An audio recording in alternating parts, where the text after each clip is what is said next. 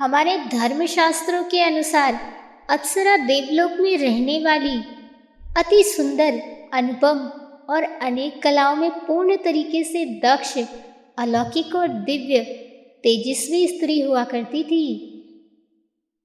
पुराने वेदों और पुराणों में अप्सराओं के इस चरित्र का वर्णन हमें सुनने को मिलता है। इन ग्रंथों के मुताबिक अप्सराएं बहुत सुंदर होने के साथ साथ जादुई शक्ति से संपन्न भी हुआ करती थी। ऐसी मान्यता है कि जिन्हें हम हिंदू धर्म में अप्सराएं कहते हैं, उन्हें ही मुस्लिम धर्म में हूर कहा जाता है।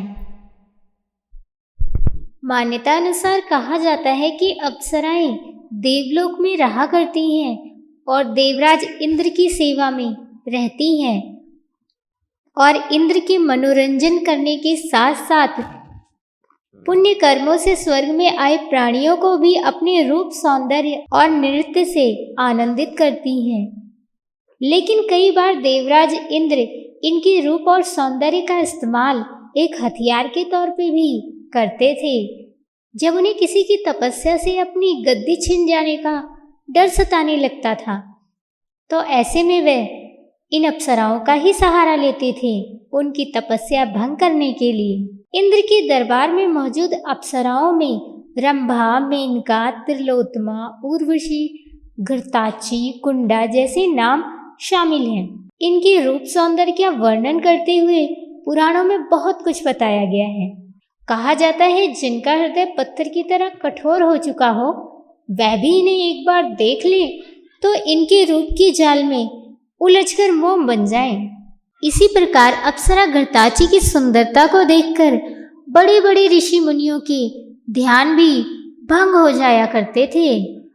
अप्सराओं को देख खुद के मन पर कंट्रोल करना मुश्किल हो जाता था और इनकी सारी मेहनत एक झटके में ही पानी फिर जाता था और उनकी वर्षों की तपस्या कुछ ही क्षण में खत्म हो जाया करती थी।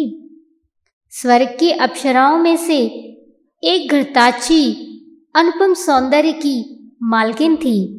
उसके बारे में तो ऐसा कहा जाता है कि माघ के महीने में घृताची अपने अन्य गणों के साथ सूर्य पर अधिष्ठित रहा करती थी।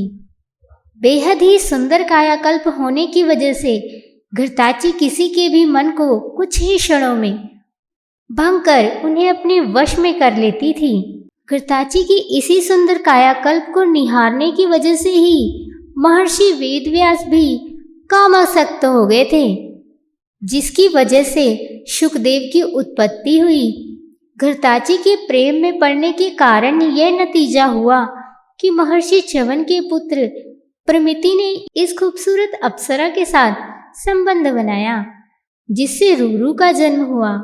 इसके अलावा कन्नौज के राजा कुशनाथ ने भी घृताची के साथ संबंध बनाने के बाद एक दो नहीं बल्कि 100 से ज्यादा कन्याओं को जन्म दिया।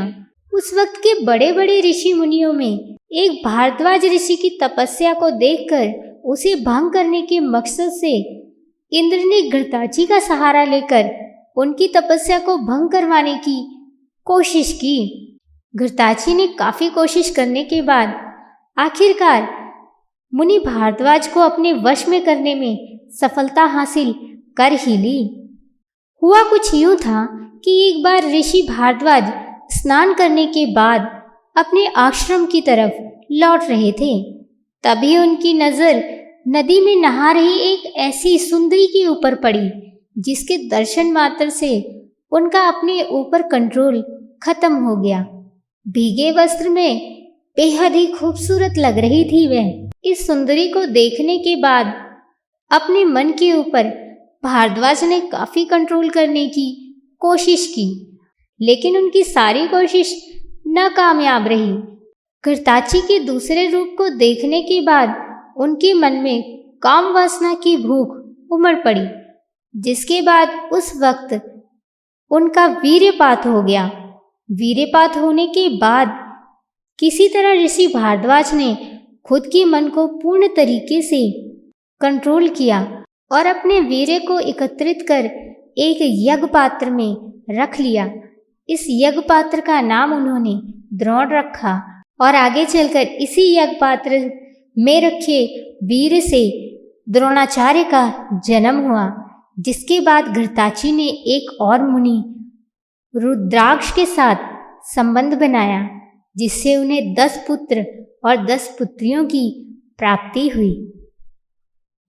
तो यह थी जानकारी अप्सराओं की। अप्सराओं में भी खास घृताची के बारे में। ऐसी ही रोचक कथा और जानकारी के साथ हमारे चैनल पर बने रहिए। इसके लिए चैनल को सब्सक्राइब करके बेल आइकन दबा दें और वीडियो को लाइक और शेयर करें। मिलते हैं किसी और वीडियो में किसी और जानकारी के साथ। तब तक के लिए बाय।